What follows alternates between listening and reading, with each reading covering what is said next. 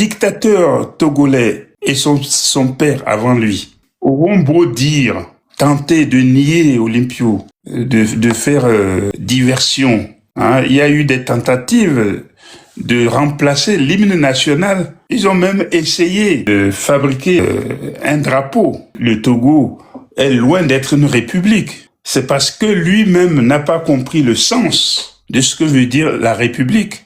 Nous, on ne parle pas du panafricanisme frelaté. Dans ce live spécial, Mokhtar Ali reçoit une voix majeure de la scène politique togolaise, Monsieur Kofi Yamnan, président du MLN Freedom Togo, accompagné de son vice-président Joël Amovan, pour un échange de fonds, sans détour et riche en enseignements. Au cœur de cette discussion, l'héritage de Sylvanus Olympio, père de l'indépendance togolaise, et la portée historique du 13 janvier 1960, une date fondatrice mais aussi profondément marquante dans l'histoire politique du Togo. Les invités reviennent sur la signification de cette date, ses conséquences, et la manière dont elle continue d'influencer la trajectoire du pays. Le débat s'élargit ensuite au MLN Freedom Togo, son identité, sa vision, ses valeurs, ainsi qu'un état des lieux clair et sans complaisance du mouvement dans un contexte politique national et sous-régional en pleine mutation. Un live de réflexion, de mémoire et de projection, destiné à celles et ceux qui veulent comprendre le passé pour mieux interroger le présent et penser l'avenir du Togo. Donc nous aurons ce soir à aborder un thème principal, mais accompagné d'un autre thème qui est très important pour nous en tant que Togolais. Donc ce soir, voilà, après la présentation de mes deux invités, et nous parlerons évidemment de Sylvanus Olympio du 13 janvier, le 13 janvier 1963, où Sylvanus Olympio a été assassiné froidement, plongeant le Togo dans l'abîme. Et aujourd'hui, nous ne sommes pas capables de nous relever parce que ceux qui régentent le pays ont aidé le Togo à s'enfoncer davantage. Donc, dans un premier temps, nous parlerons de Sylvanus Olympio et de parler du 13 janvier, ce que représente cette date dans la mémoire collective ou dans la conscience nationale pour les Togolais. Après cela, nous parlerons du MLN. MLN, c'est quoi? C'est le mouvement de libération nationale ou Freedom Togo. Et donc, en parlant du MLN, Freedom Togo, nous parlerons de son identité et nous ferons l'état des lieux de ce mouvement. Et puis après, nous ferons un clin d'œil à Pacha Gnassingbé qui croupit derrière les barreaux depuis plus de 16 ans, derrière les barreaux à Lomé. Et certainement, il y a une nouvelle qui défraie la chronique aujourd'hui, de nos jours. Il s'agit d'Amiba, l'ancien président du Burkina Faso. Voilà donc le programme de cette soirée. Et donc, sans plus tarder, je vais présenter mes invités. Bien, à commencer par Monsieur Kofi Yamnan. Je serai bref. Monsieur Kofi Yamnan, bonsoir. Vous êtes natif de Bassar et vous y êtes né. Vous êtes un politicien franco-togolais.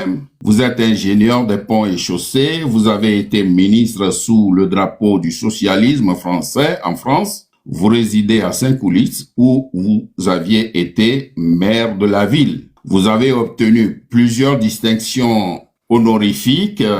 Je me réserve de citer toutes ces distinctions et notons que vous avez été un candidat recalé à l'élection présidentielle de 2010 au Togo. Entre-temps, vous aviez créé Sursaut Togo et aujourd'hui, vous êtes le président du MLN Freedom Togo. Entendez Mouvement de Libération Nationale Freedom Togo. Voilà ce que j'aurais à dire au sujet de Monsieur Kofi Yamnan. Si vous avez quelque chose à ajouter ou à retrancher, je vous laisse la parole. Non, mais c'est très bien comme ça. Je vous remercie infiniment. Merci, Monsieur Kofi Yamnan. Bien, maintenant, le tour, j'en viens à Monsieur Joël Amovin. Monsieur Joël Amovin, vous êtes Togolais et vous résidez au Canada. Vous êtes de nationalité, vous êtes Togolais, mais naturalisé canadien. Et vous êtes expert en relations internationales et vous êtes connu pour le rôle prépondérant que vous jouez dans la diaspora togolaise au Canada. Vous êtes vice-président de Diastode. C'est Diastode, Diaspora togolaise au Canada pour la démocratie, qui se bat pour la démocratie et les droits de l'homme. Vous avez été celui qui avait publiquement interpellé en 2018 Emmanuel Macron sur la situation sociopolitique du Togo. C'était lors du sommet du G7 au Canada. Vous êtes aujourd'hui le premier vice-président du mouvement de libération nationale Freedom Togo. Monsieur Joël Amovin, bonsoir. Bonsoir, Monsieur Ali Akondo, et merci pour l'invitation et cette opportunité, cette tribune que vous nous offrez pour parler de notre pays, le Togo, et plus particulièrement du 13 janvier, de l'assassinat de Sylvanus Olympio et de ce qui l'entoure.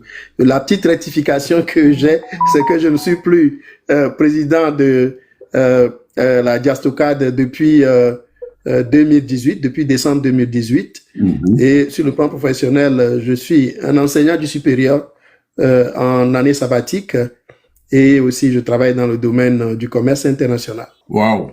Merci beaucoup pour cette précision. Par les néocolonialistes, et cela a conduit notre pays dans l'abîme et on ne s'en sort pas. Pire encore, ceux qui régentent le pays ont aidé le pays à s'enfoncer davantage. Bien, aujourd'hui, la question que j'ai à poser, à commencer par M. Kofi Yamyan, c'est que représente aujourd'hui le 13 janvier 1963 dans la conscience nationale togolaise? Voilà d'entrée la première question que je voudrais poser à M.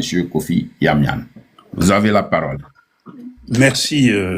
J'ai assisté aux journées du 27 avril 1960, jour de fête, et du 13 janvier 1963, jour de larmes. Le 27 avril, donc, nous était promis de continuer dans ce Togo où il faisait si bon vivre, malgré les violences coloniales, malgré la pauvreté, malgré les inégalités et les injures du colonisateur. J'avais pu observer mes propres années d'enfance, puis mes années d'études primaires à Bassa-Ville, suivi de mes années de collège et de lycée à Lomé, au collège Saint-Joseph. Année magnifique, année naïve, où tous les espoirs étaient permis. Nous y avons cru. Nos différentes promotions de jeunes instruits, en quelque sorte, nous les avions vécues toutes ces années sans les voir passer, puisque nous ne faisions jamais aucun souci, pas un seul, sur notre avenir qui promettait d'être radieux. Pour toutes ces jeunes pousses, comme pour moi-même, tous les rêves étaient donc possibles. Tous les rêves étaient permis. Le rêve du savoir, de tout savoir, le rêve de la démocratie et des droits de l'homme, le rêve de l'émergence et de l'avènement du développement, le rêve de la grande culture humaine, universelle, le projet d'aller de l'avant à la rencontre du bonheur pour soi-même et pour tous les Togolais. Aujourd'hui, au lendemain du 13 janvier 1963, plus aucun rêve n'est autorisé. La jeunesse est violentée, l'école est abandonnée et les enseignants sont jetés en prison. Les équipements de santé, bien que jadis précaires, ont complètement disparu. Et le peu d'infrastructures de transport laissées par le colon aussi. Les pistes, les chemins de fer, les ponts, les barrages rares mais existants, tout ça est démantelé et parti en fumée, envolé et avec quel fracas. Pendant ce même temps, notre faune, si riche en diversité et si abondante, est abattue sans pitié. Les forêts sont décapitées. L'environnement est ravagé. Les vastes forêts de teck, d'acacia, d'okoumé, d'ébène, plantées et entretenues naguère par les premiers colonisés, à coups de fouet, de cravache, à coups d'injures et de crachats, sont abattues et le bois bradé pour leur bénéfice personnel des maîtres des lieux. Bradé aux Indiens pour faire le feu pour l'incinération des corps de leurs morts, à New Delhi ou à Calcutta. Les minerais de notre sous-sol sont abandonnés aux multinationales. Le grand port de la capitale, le seul port en eau profonde, naturelle, de l'ensemble de la côte, est laissé aux mains du plus grand prédateur économique que la France ait vu, ait connu, ait vu naître et grandir.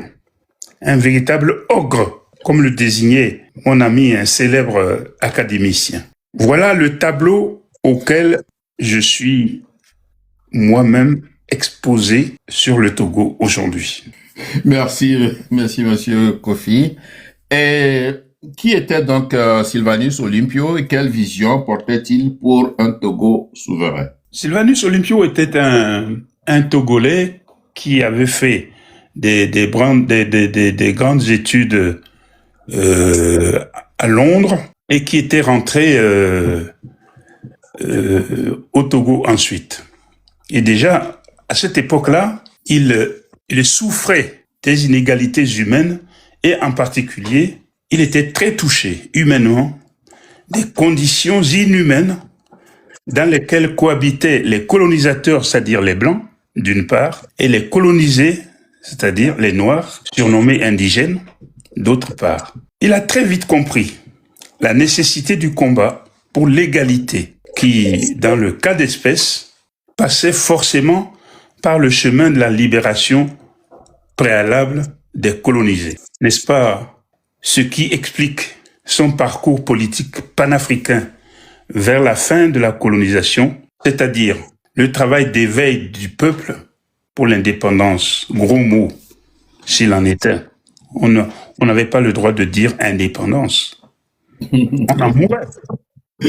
Prononcer le mot indépendance. C'est ça. Ce à quoi il pensait en permanence, Olympio, c'était cela. L'indépendance a brodé. Il en était tellement imprégné qu'il a fallu qu'il en meure. Ah, triste réalité. De fait, il en est mort. Extraordinaire issue, destinée de fierté pour tous les grands hommes. Merci, monsieur Kofi Yamnian.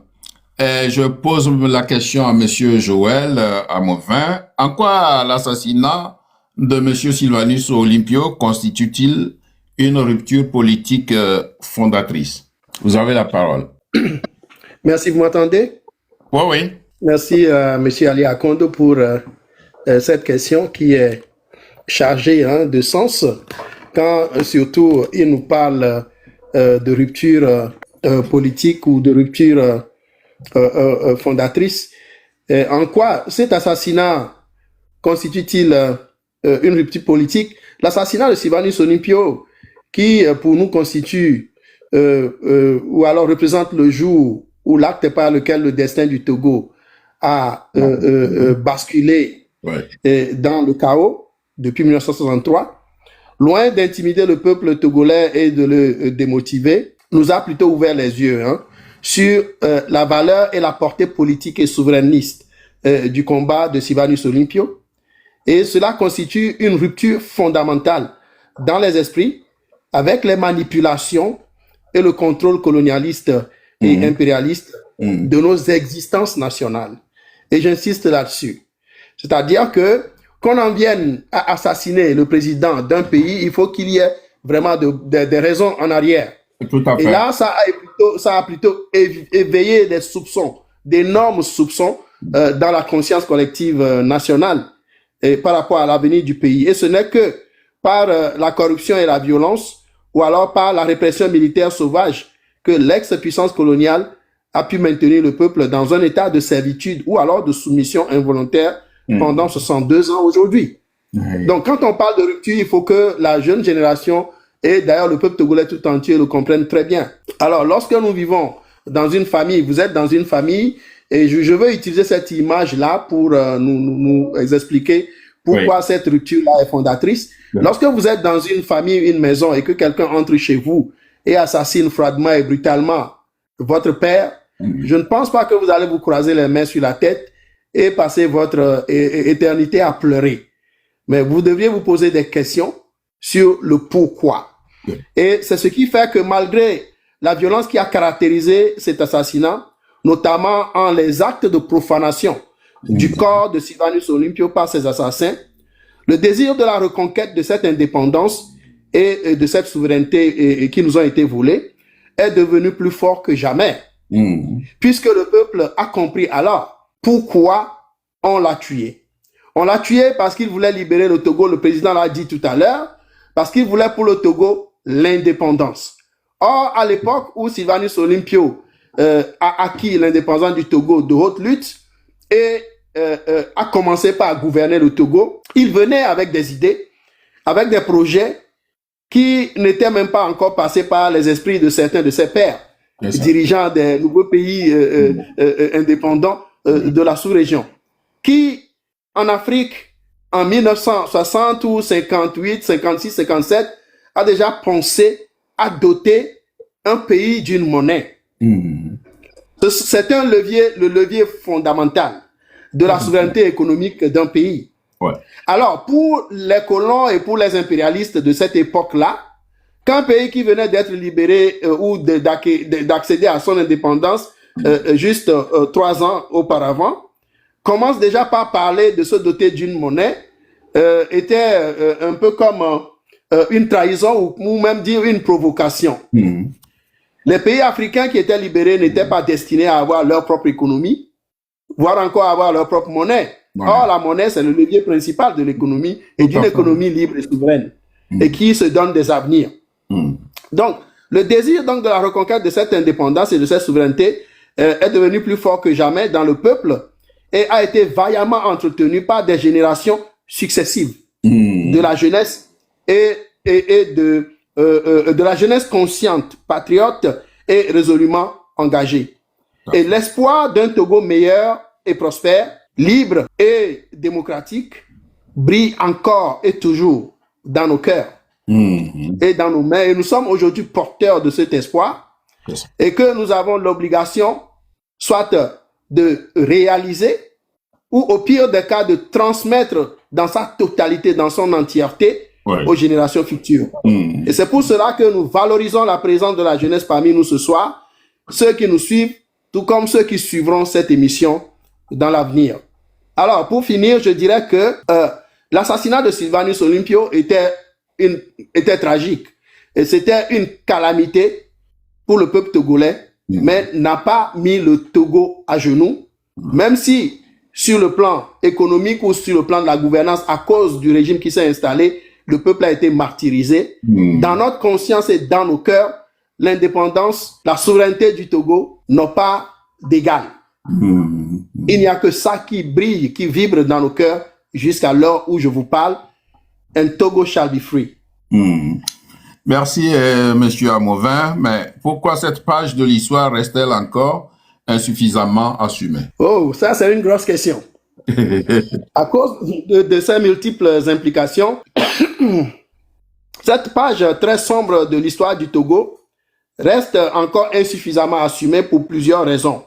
Il y a l'omerta et la confusion délibérément entretenue sur l'ensemble de l'histoire et du récit, sur le déroulé, ainsi que sur l'identité des acteurs, des tenants, exécutants et aboutissants de ce crime crapuleux contre le jeune État du Togo. Et ce crime a été camouflé, ou on a essayé d'en camoufler l'histoire et en entretenant une épaisse fumée donc sur les faits et en essayant de permettre une fuite en avant ou alors de se permettre une fuite en avant sur les responsabilités historiques qui sont engagées dans cette affaire. Mais il me semble qu'une partie des archives a été déclassifiée. Oui. Et cela permet aujourd'hui de mieux situer l'opinion, de mieux cerner la réalité, de mieux situer le peuple togolais sur ce pan de son histoire qui a culminé dans ce jour fatidique du 13 janvier 1963, où son destin donc national a basculé dans des incertitudes entretenues et aggravées par ceux-là même qui ont miné son existence. Aujourd'hui, notre conscience grave de la nécessité de souveraineté et d'indépendance intégrale pour notre pays fait que les générations susceptibles de patriotes engagés pour la libération nationale n'ont pas attendu, n'attendent pas et n'attendront d'ailleurs surtout pas la déclassification même de ces archives pour tirer toutes les conclusions et donner à nos luttes souverainistes les orientations et les objectifs qui étaient nécessaires. Donc nous n'avons pas attendu qu'on vienne nous expliquer ou qu'on vienne nous dire qui a tiré sur la gâchette et qui a fait quoi avant de savoir que nous devons nous mettre en lutte pour reconquérir notre libération. Car les histoires des pays d'Afrique se ressemblent beaucoup, si vous m'écoutez bien. Et la synthèse des leçons et conséquences que nous en tirons, c'est-à-dire de toutes ces histoires-là, nous inspire grandement et nous permettent déjà de mettre en place des approches panafricanistes et transversales, très efficaces pour nos luttes de libération nationale. Il faut que ce pan de notre histoire soit assumé. Mais cela ne constitue pas aujourd'hui l'objectif fondamental de notre lutte parce que nous ne luttons pas pour, pour ressusciter ceux que la violence coloniale nous a enlevés. Le père de l'indépendance et tous ces autres compagnons de lutte que les colons ont enlevés. Et pourquoi cette page de l'histoire reste-t-elle encore insuffisamment assumée? Eh bien, c'est parce que la communauté internationale refuse d'en faire un sujet de justiciabilité internationale. On ne veut pas inscrire ce sujet-là à l'agenda de la Cour pénale internationale ou alors des autres juridictions qui pourraient faire la lumière qu'il fallait là-dessus. Et parce qu'elle implique, donc cette inscription-là implique et concerne deux puissances membres du Conseil de sécurité des Nations Unies. Et c'est aussi à cause, soit de la naïveté, de l'immaturité, de l'instabilité, de l'inexpérience, de la lâcheté, et les mots ne finiront pas, de la compromission ou encore même de l'irresponsabilité de certains des dirigeants des jeunes États en construction de l'époque, dans la sous-région ouest-africaine, que peut-être ce pan de l'histoire n'est pas suffisamment ou n'est pas encore assumé. Parce qu'ils n'ont pas su prendre leurs responsabilités au moment où il le fallait pour obliger les colons et leurs complices à assumer donc leurs responsabilités devant l'histoire et dans le concert des nations en ce qui concerne le sort qui venait d'être infligé au Togo. Et pourtant, des indices existent. On parle justement de pourquoi ce pan de notre histoire doit être assumé. Il existe des indices et des pistes d'enquête importantes. Au-delà donc des actes d'élimination physique de Sylvanus Olympio, et avec la simple question, à qui profite le crime? Pour pouvoir élucider l'ensemble de l'histoire. Si mon temps est terminé, faites-moi savoir. Oui, d'accord. Et pour dépoussiérer cette affaire qui, pour nous de cette génération, ressemble étrangement à celle de l'assassinat d'un autre président africain, mais des années 90, Laurent Désiré Kabila de la RDC en 1997. Parce que les avis vacillent sur deux personnes, pour qui est l'auteur, et aussi les avis vacillent entre plusieurs pôles politiques pour qui est derrière cela. Bon, l'un des indices, c'est le refus, donc le rejet décalé ou en deux temps de Sylvanus Olympio, de toute adhésion à la communauté française, ancêtre de la France-Afrique ou alors de la francophonie. On pourra revenir là-dessus. Le deuxième indice, c'est une interview que Sylvanus Olympio avait eu avec les médias américains dans l'émission Meet the Press en 1962 en marge d'une visite d'État aux États-Unis au temps de John Kennedy. Interview au cours de laquelle, écoutez-moi très bien, Sylvanus Olympio a exprimé clairement le choix de non-alignement du Togo et les priorités de la jeune nation.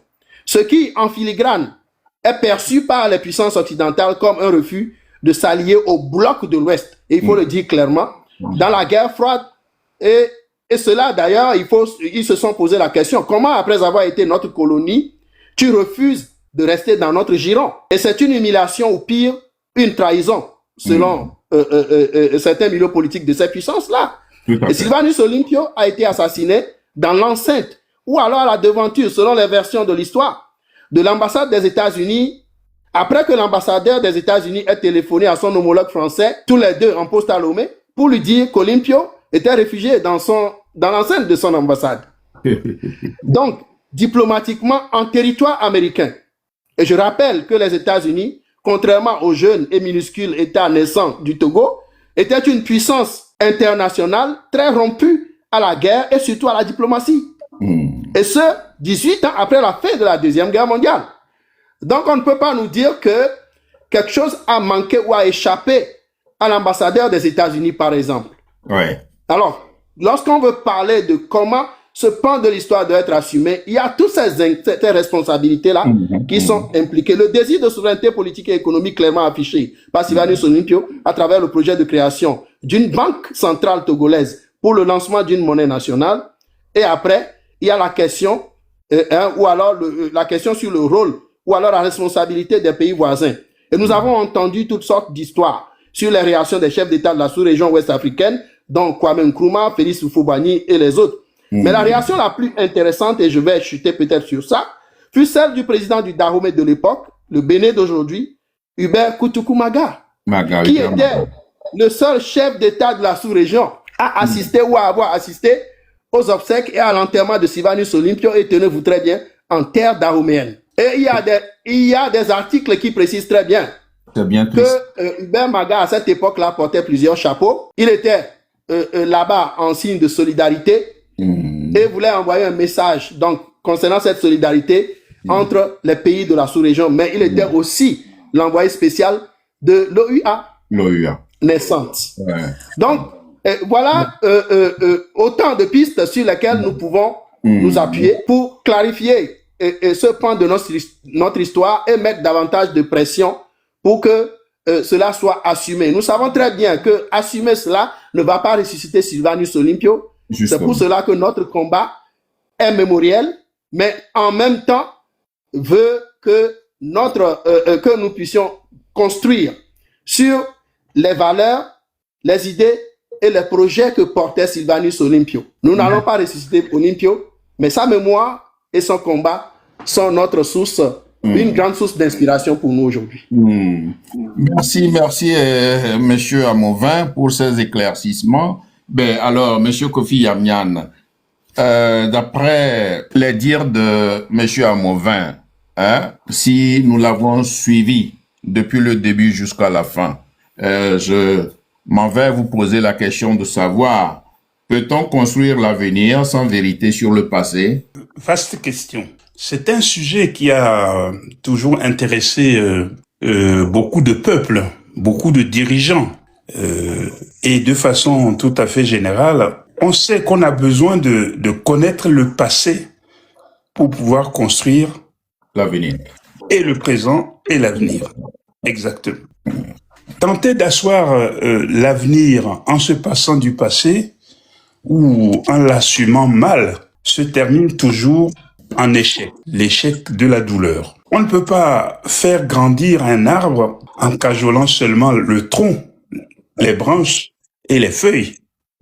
Ce sont les racines qui authentifient l'arbre. Même en engraissant le tronc et en nourrissant les feuilles, cela ne suffira jamais pour faire grandir un arbre et l'entretenir en bonne santé pour le faire fructifier. Beaucoup de civilisations et de cultures se sont leurrées en le tentant. La grande Union soviétique sait ce qu'il en est advenu pour avoir essayé de nier son passé tout en essayant de s'inventer un avenir qu'il cherchait. Alors, beaucoup de civilisations et de cultures, je le dis, se sont leurrés là-dessus.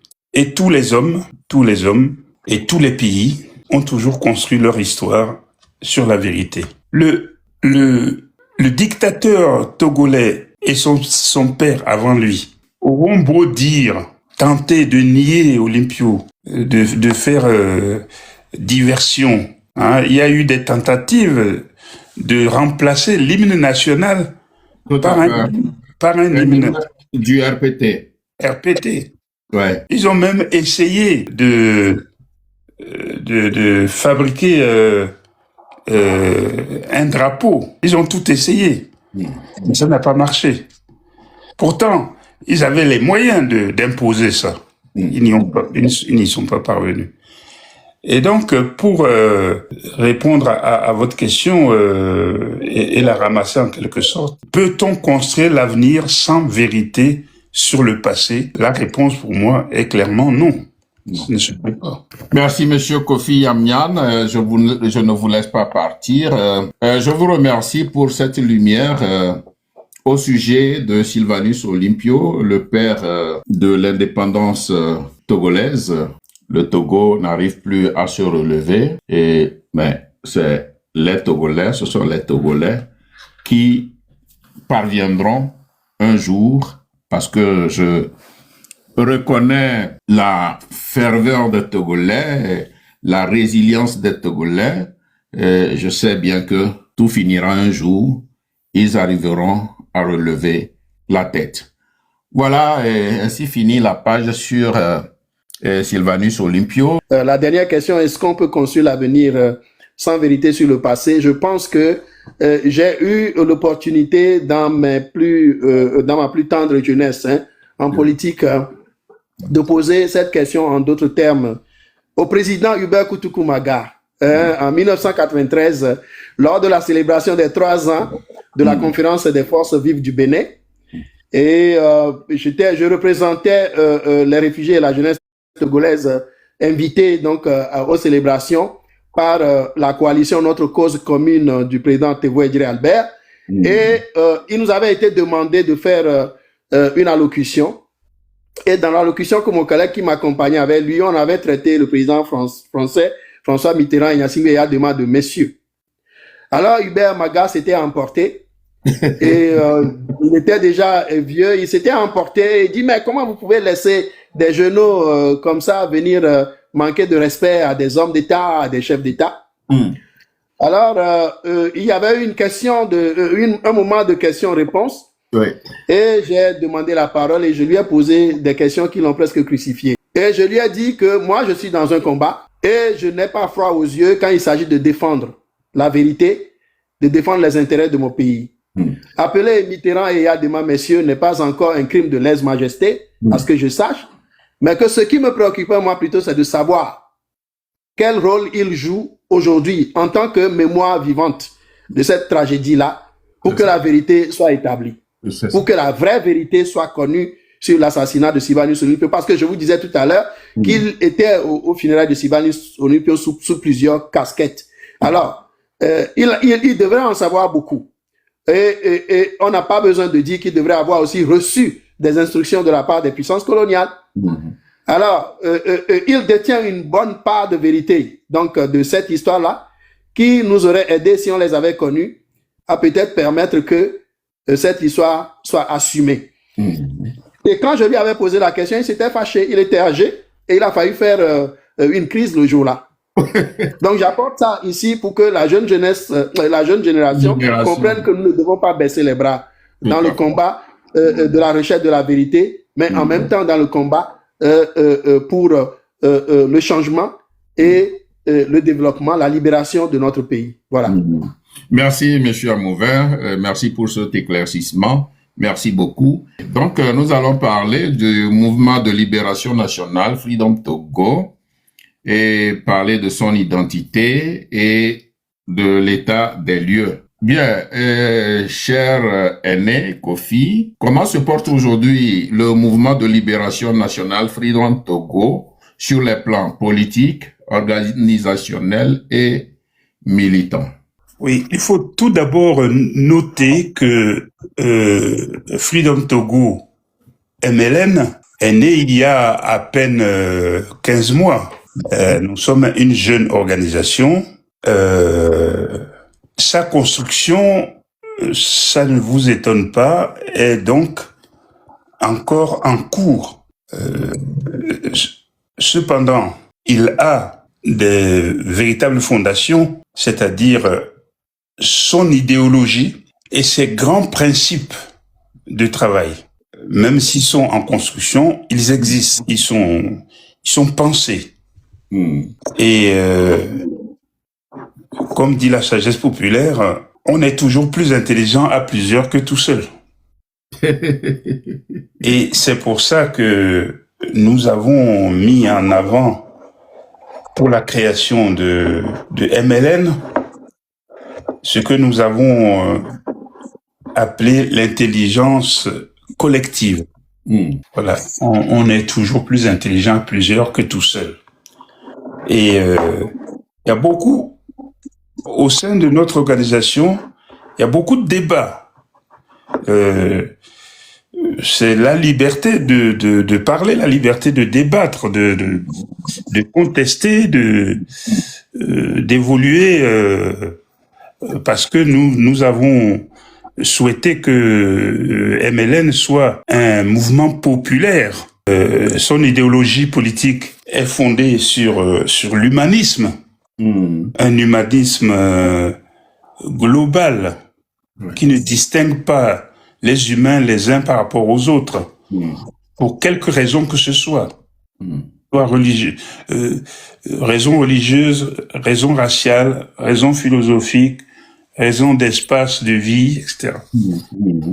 Pour nous, un humain est un humain. Et sur la vérité, sur la morale, sur la liberté que nous chérissons toujours, la liberté d'aller et de venir, la liberté de croire ou de ne pas croire, et la liberté de changer de religion au besoin. La liberté, c'est aussi c'est la République, au sens révolutionnaire du terme. Hein. Parce que quand on dit la République, les gens ne prennent pas toujours la mesure du sens de ce mot. Quand au Togo, le président ose penser que le Togo est une république, ça fait mal, hein, parce qu'une république, ce n'est pas du tout ça. Oui, ça fait mal. Je donne un exemple. Il y a, dans cette 5e République, il y a le chef de l'État, le président de la République, et il y a le président du Conseil. Bien, le président de la République reçoit les lettres de créance des ambassadeurs au Togo. En principe, c'est lui qui devait recevoir aussi les vœux de Nouvel An. Mais contrairement à ce que nous avons vu, ce qui s'est passé au Togo, je pense que le président du Conseil s'est mis à la place du président et c'est lui qui a reçu les vœux de Nouvel An. Voilà. Mais comment vous expliquez ça? Oui, c'est ça. C'est pour ça que je dis que quand on dit la République, ça a un sens, la République. Tout à fait. Et que le Togo est loin d'être une république. Et c'est parce que lui-même n'a pas compris le sens de ce que veut dire la République.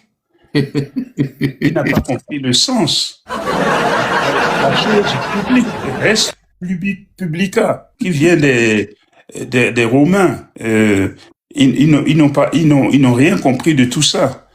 Et donc, ils disent les mots machinalement comme ça, la République, voilà, la République togolaise. Voilà, la République qui décapite son représentant pour le remplacer par un voyou. C'est vraiment quelque chose, ça me fait profondément mal. Parce que dans la République, nos valeurs s'appellent la tolérance, le débat et l'état de droit. Quant à l'organisation du mouvement, puisque vous évoquiez les plans organisationnels également. Le plan politique, organisationnel et militaire. Et voilà. Notre mouvement tire sa force de son pluralisme idéologique. Les idées sont mises en débat. Et les débats déterminent la ligne politique qui programme et qui nourrit les actions des militants. Et tout le monde a droit à la parole dans dans l'agora de notre République. C'est notre Assemblée générale ordinaire qui, ramenée à une République, serait une Assemblée nationale, donc notre Assemblée générale ordinaire, qui se décline plutôt dans tous ces démembrements. Un organe stratégique, un bureau exécutif, un organe opérationnel, des groupes militants sur le terrain, dans toutes ces ramifications. Et nous sommes en train d'achever d'ailleurs ce montage, de sorte que tout Togolais, quel que soit le village où il est, quelle que soit la région, la préfecture, puisse prendre en charge une part de l'organisation et puisse continuer à réfléchir et à avancer dans ce que nous voulons faire, une république en état de droit et qui respecte profondément le genre humain. Merci, Monsieur Kofi. Je m'en vais alors vous poser la question. Si le mouvement de libération nationale a-t-il réussi à s'imposer comme une force de conscience citoyenne? Ce n'est pas sans difficulté, mais nous réussissons effectivement à prendre la parole et à dire ce que nous avons à dire. Nous avons eu quelques difficultés, certes, parce que tout mouvement révolutionnaire connaît des difficultés de tous ordres. Après les assises idéologiques et théoriques, il a bien fallu qu'on unifie toutes les diasporas à travers le globe. C'est cela.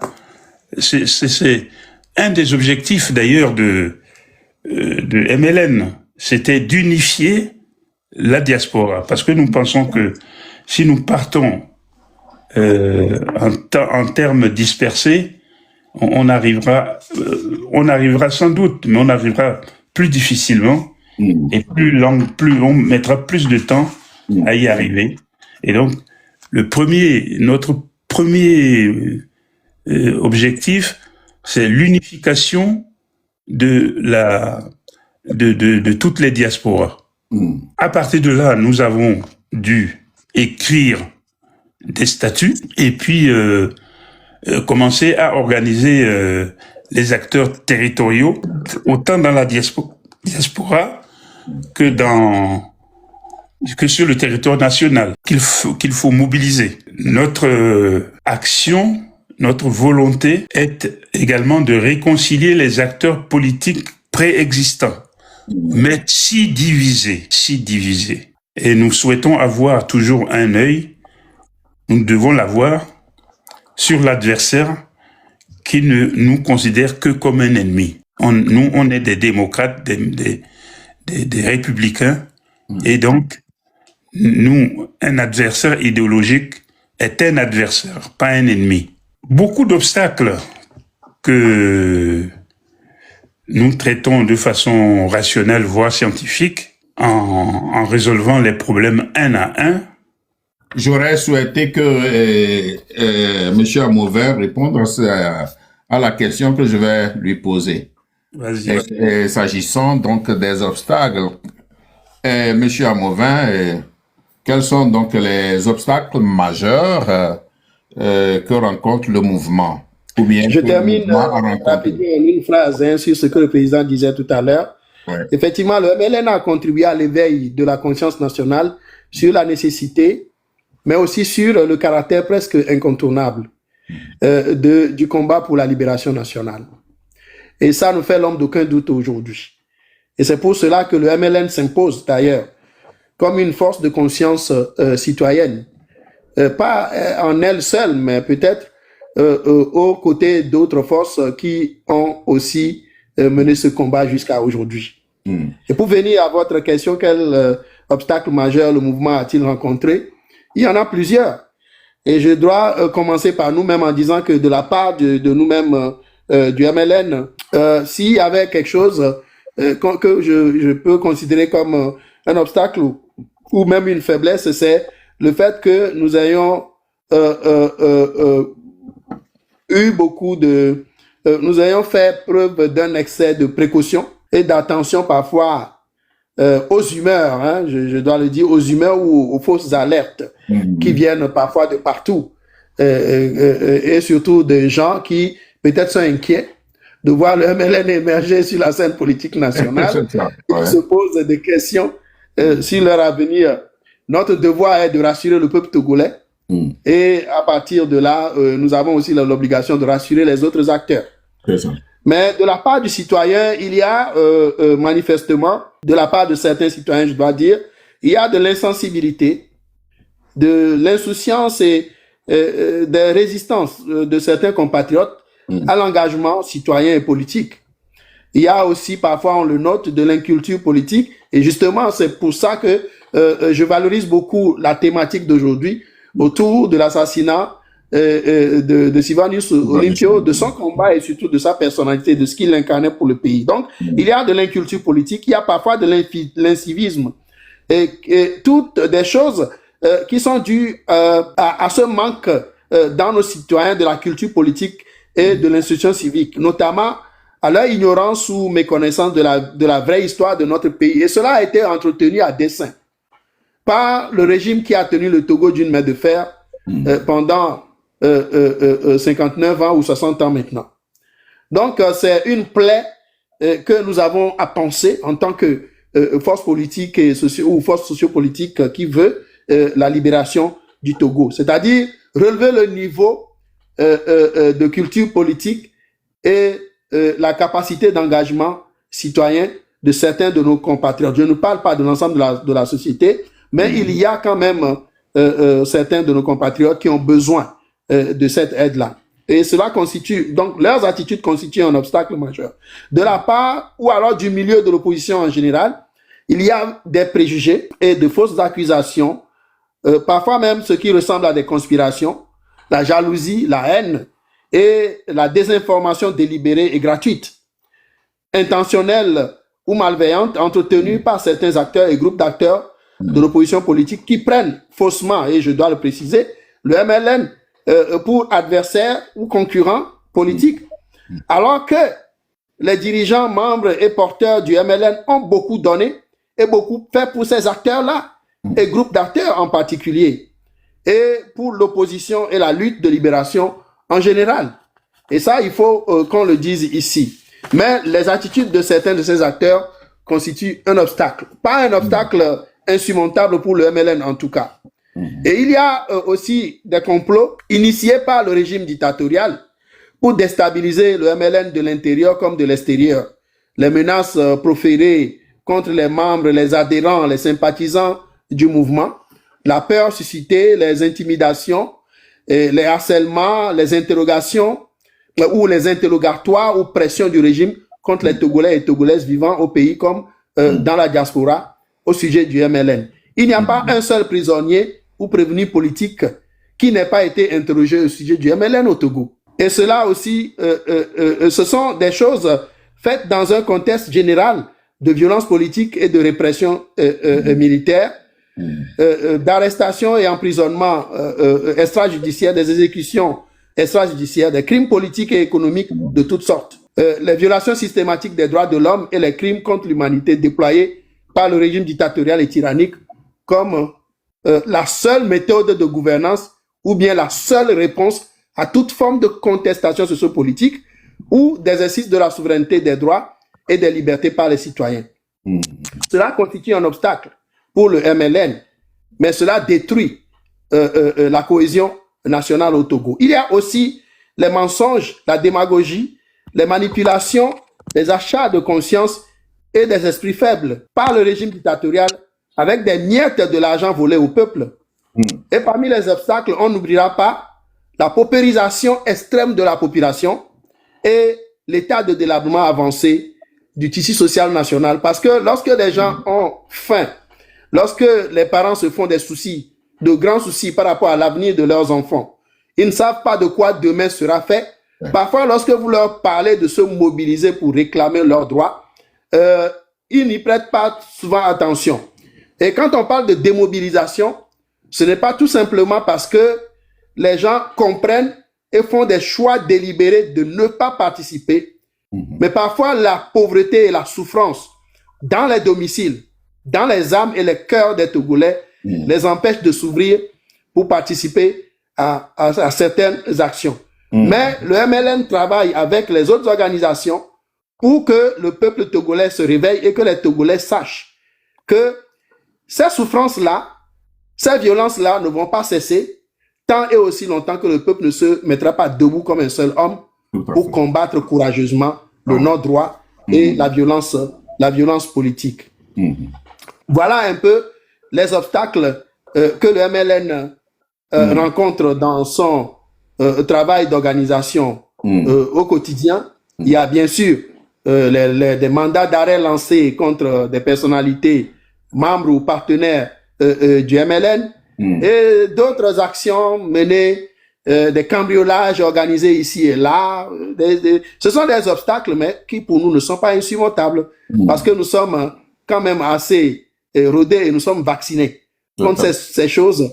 Après avoir passé notre vie entière dans ce pays-là et surtout 35, 36, 40 ans de nos petites vies à travailler et à lutter contre ce régime-là.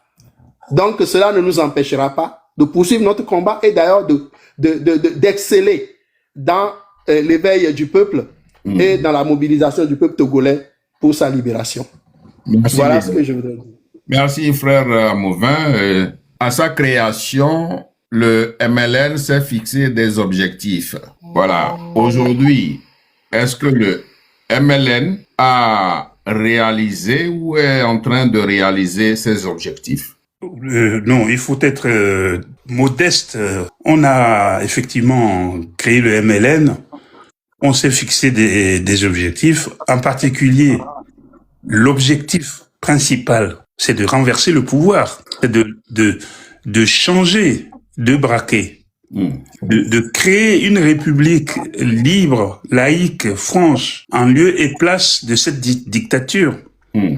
L'objectif, c'est de chasser les dictateurs, c'est de chasser les malfaisants, les voleurs, les cambrioleurs dont parlait le vice-président. On n'y est pas encore, donc on ne peut pas dire qu'on a atteint l'objectif fixé, même si sur des éléments, j'allais dire marginaux, on avance quand même tout doucement. Renverser le pouvoir, c'est de la militance, mais c'est aussi, y compris la violence, pourquoi pas, s'il le faut. Ce régime satanique, suranné, il faut le renverser. Ben, vous parlez de quelle violence? La violence verbale, vous parlez de quelle violence? La violence, quelle que soit sa nature. Parce que on n'arrivera jamais par le discours à persuader un dictateur de céder sa place.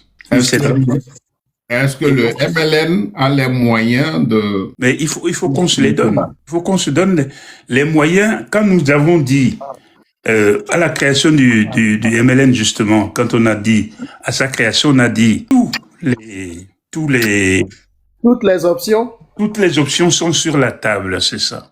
Eh ben, c'est toutes les options, y compris la force violence, s'il le faut. Alors, vous rejoignez donc l'article 150 de la Constitution originelle. Exactement. La Constitution qui dit on est dans une situation d'injustice telle que tout citoyen togolais doit faire en sorte de s'opposer à la volonté du dictateur. Tout citoyen. Mais c'est au nom de cette loi fondamentale que nous disons qu'il faut utiliser tous les moyens pour les faire sortir, parce que nous voulons en effet édifier avec le peuple togolais une démocratie que j'ai toujours utilisé le terme démocratie exemplaire, On verra bien, mais on n'y arrive pas. On n'y arrive En pas. réalité, le mouvement national de libération, le mouvement de libération nationale est un mouvement non violent. Le mouvement est un mouvement non violent. Nous, c'est le débat qu'on veut, pas la querelle. C'est ça. Tout à fait. Nous sommes sûrs de nos arguments pour mener n'importe quel débat face à n'importe quel responsable. Mais jamais la violence. C'est pas. Mais si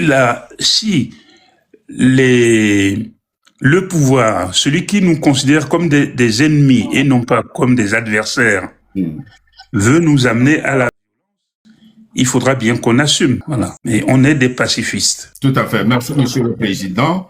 Ben alors, quel bilan faites-vous aujourd'hui de la mise en œuvre des résolutions issues de la sortie politique du MLN? Oui, nous avons sorti quelques résolutions depuis l'organisation jusqu'au panafricanisme. Nous avons qui est une philosophie de base pour nous amener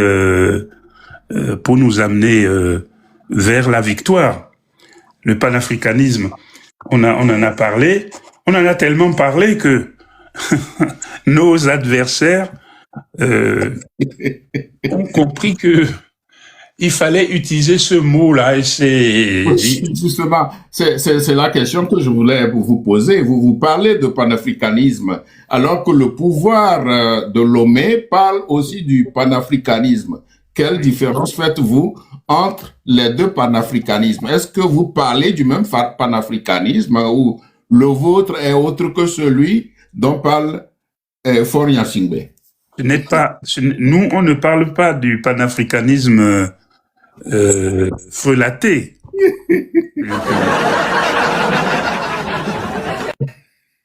Parce que on ne peut pas être panafricaniste et empêcher les Africains de s'exprimer. C'est une contradiction qui n'a pas de... D'abord, ses propres concitoyens.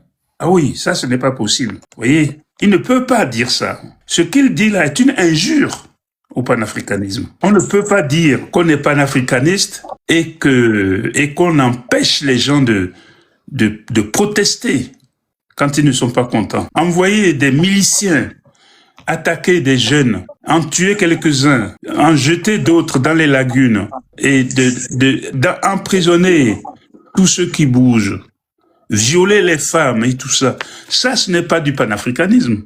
C'est tout le contraire. Et donc, c'est pour ça que quand on a posé nos résolutions, on a parlé de choses un peu plus terre à terre, mais quand on a évoqué les grandes idées, dont le panafricanisme, par exemple, ils se sont précipités dessus pour dire il faut prendre ce truc-là, on doit y aller. Alors, ils ont amené le ministre des Affaires étrangères, là, Ducé. Ouais. Pour louer les services de quelques prétendus panafricanistes comme Franklin Nyamsi. Oui, les Camerounais là. Et pour venir leur expliquer ce que c'est que le panafricanisme et pourquoi il faut le faire. Mais s'il lui avait posé la question, si Nyamsi avait posé la question à Faure, s'il l'avait connu réellement, il n'aurait jamais osé avancer sur un truc pareil. Oui. Donc, simplement pour vous dire que les moyens, nos moyens d'avancer dans nos actions significatives, mais non violentes toujours, pour faire prendre conscience au pouvoir qu'il doit se préparer à céder les commandes de l'État à sa jeunesse. Il faut que les jeunes prennent le pouvoir et nous les y aidons. Merci, Monsieur Kofi Yamnian. Cher Joël, oui. Quelles avancées concrètes ont été obtenues et quelles limites persistent? Merci pour cette question. prends quelques secondes pour apporter une petite contribution à ce que le président disait jusqu'à maintenant. Vous parliez tout à l'heure de violence. Le régime qui régente le Togo d'une main de fer ne se maintient et ne vit que par la violence contre le peuple togolais, la violence gratuite. Le président a énuméré les formes de violence et de crimes que ce régime commet contre le peuple togolais. Le panafricanisme est pour la dignité, pour les libertés, pour la souveraineté et pour le bien-être des peuples d'Afrique. Mais quand il y a un gouvernement qui ne respecte aucune de ces choses et ne les considère même pas et ne les recherche pas pour son peuple, je vois mal comment ce gouvernement peut se présenter comme un gouvernement panafricaniste. C'est du mensonge, c'est de l'insulte à l'encontre du panafricanisme et des peuples souverains d'Afrique. Maintenant, lorsque vous violentez les populations, vous n'allez pas quand même vous attendre à ce que un mouvement de libération comme le MLN croise les bras et vous regarde et vous laisse faire. Et c'est ça qui va nous inviter, ou qui invite le MLN à parler de toutes les options sur la table.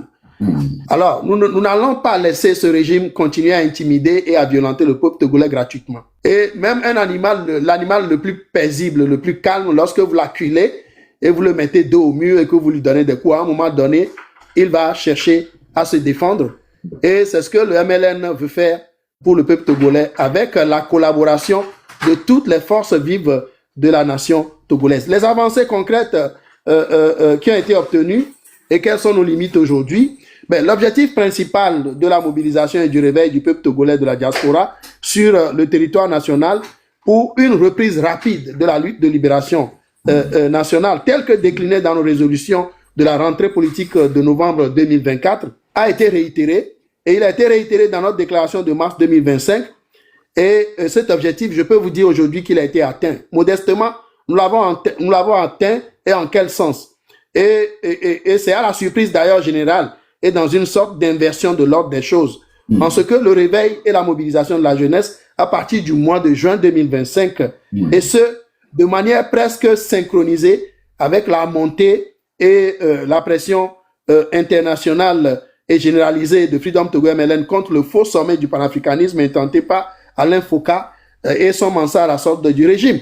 Donc, au moment où le MLN était monté au créneau pour dénoncer donc cette falsification, la jeunesse a pris son courage à deux mains et est descendue dans les rues. Donc, cet appel a été entendu, l'appel du MLN pour la relance de la lutte a été entendu et nous y sommes. La jeunesse est mobilisée et le monde entier le sait, le peuple togolais le sait. L'avancée concrète obtenue, c'est la relance donc de la lutte de libération nationale qui fait courir aujourd'hui Faure Gnassingbé et son régime un peu partout, dans tous les sens. Eux qui croyaient avoir assommé ou alors endormi le peuple souverain du Togo avec leur coup de force et leur violence politique anticonstitutionnelle dans un projet criminel et machiavélique de changement de régime et de basculement illégal du Togo dans un manchin de 5e République. Vous parliez tout à l'heure, vous référiez à Faure Gnassingbé en tant que président du conseil, je ne sais pas, mais moi, je voudrais dire au peuple togolais qu'il faut oublier ces histoires. Il faut tout simplement rejeter ces mensonges et ces abus parce que le peuple togolais n'a jamais participé à un projet de changement de constitution. Le peuple togolais n'a pas voté souverainement pour un changement de constitution. Donc, c'est du brigandage d'État qui essaye de s'installer à la tête du pays. Et vous voyez d'ailleurs tous les ratés, toutes les conneries qu'ils sont en train de faire chaque jour que Dieu fait. Donc, il faut que le peuple togolais refuse et ne se laisse même pas manipuler dans ces appellations avec ces titres ronflants et dénués de tout sens, dénués de tout bon sens. Donc, nous sommes là. La relance de la lutte est déjà en route et nous savons que les actions que nous avons besoin de mener sont programmées. Et lorsque vous demandez à savoir quelles sont les avancées concrètes, le MLN a listé un ensemble d'objectifs que nous avons suivis et que nous essayons de mettre en place. Et j'étais même celui qui a exposé les stratégies que le MLN a besoin de mettre en place aujourd'hui. Lors de la rentrée politique, Et nous parlions d'abord de mobilisation et rassemblement de la diaspora et mobilisation des forces vives de la nation sur le territoire pour enfin entrer vraiment en insurrection s'il le faut et lancer une révolution contre ce régime. Et le MLN a travaillé avec les partenaires dans la diaspora, notamment Kodi Togo et d'autres organisations pour essayer d'aller de l'avant avec ce projet-là de rassemblement de la diaspora. Et au mois d'août dernier, nous avions eu le Forum international de la diaspora togolaise qui s'est tenu à Montréal du 15 au 17 août 2025 et qui aussi à son tour a pris des résolutions parmi lesquelles une grande rencontre de l'opposition togolaise dans une capitale européenne pour la mise en place d'une véritable union sacrée de l'opposition. Et nous sommes en train de travailler dans ce sens.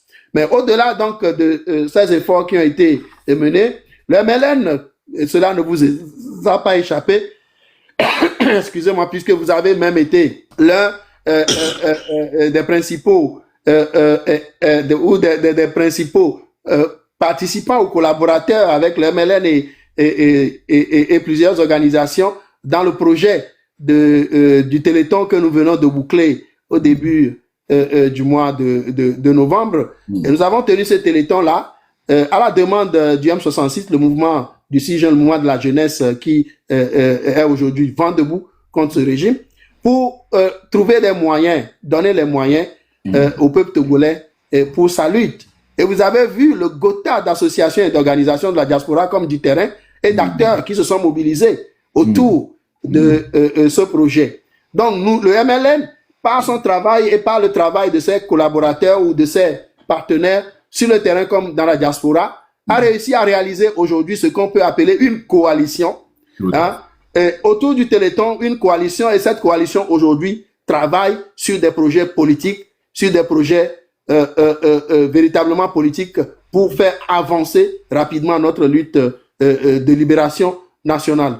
Le MLN n'est pas sans contact avec les forces politiques du terrain et le MLN est prêt à travailler main dans la main avec toute force politique qui s'inscrit ou s'engage dans d'abord l'idéologie du changement de paradigme et surtout de la rupture, avec toutes les méthodes qui par le passé n'ont pas permis au peuple togolais de se libérer. Donc nous sommes dans la rupture et nous travaillons par intelligence collective.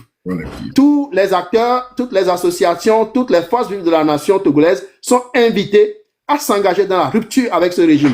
Que plus personne ne se laisse manipuler par ce régime, que plus personne ne se laisse intimider par le régime et que tout le monde fasse des plans et se prépare pour le grand jour qui va venir à tout moment. Ça peut commencer timidement dans une ruelle de Lomé et devenir un grand fleuve qui va emporter cette bande cette association de malfaiteurs qui fait souffrir le peuple togolais depuis des décennies. C'est ça le travail que le MLN a entrepris de faire. Le MLN fait de son mieux pour faire avancer le travail. Et nous avons des partenaires sur le terrain et dans la diaspora avec qui nous sommes en phase sur les orientations essentielles et sur les objectifs essentiels de cette mobilisation. Il n'y a personne aujourd'hui qui se trompe sur quoi que ce soit, sauf ceux qui veulent encore se laisser berner par ce régime. Mais pour ce qui est du MLN et de ses partenaires de la diaspora et du terrain, la voie est tracée, l'objectif est fixé et clairement en vue. Il nous reste maintenant à marcher et à nous mettre en ordre de bataille pour libérer notre pays.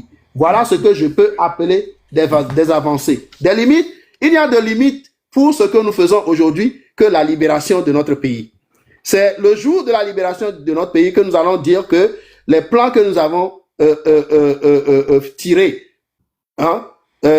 sont maintenant venus à terme. Mais on ne peut même pas parler de limite en ce sens que il faut qu'il y ait une continuité, un continuum entre le travail ou la lutte de libération telle que nous voulons la mener et ce qui va suivre après que ce régime sera parti, après qu'on aura chassé ce régime du coup du peuple togolais. Et c'est de ça qu'il s'agit. Oui, des limites vont exister, les obstacles vont exister, mais on dit toujours qu'à cœur vaillant, rien n'est impossible.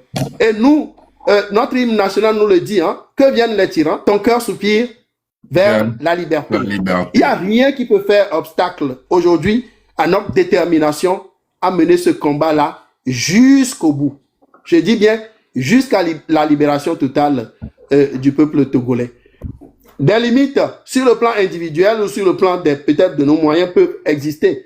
Mais sur le plan de la motivation et de notre engagement pour la vérité, pour la libération, pour le bien-être du peuple togolais, pour le respect de nos droits, il n'y aura pas de limite. Il n'y aura pas de limite. Si Dieu nous fait grâce, il n'y aura pas de limite. Voilà. Merci, Monsieur Amovin. Waouh, c'est vraiment